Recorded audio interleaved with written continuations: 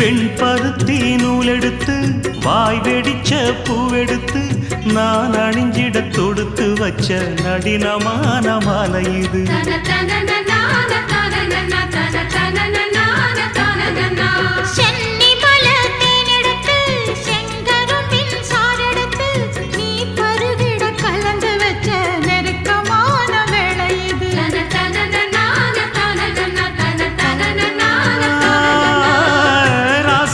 உடம்பிருக்கும் ரவிக்க துணி நானாக அன்னாடம் சூடி கொண்ட ஆசை வச்சாகாதா.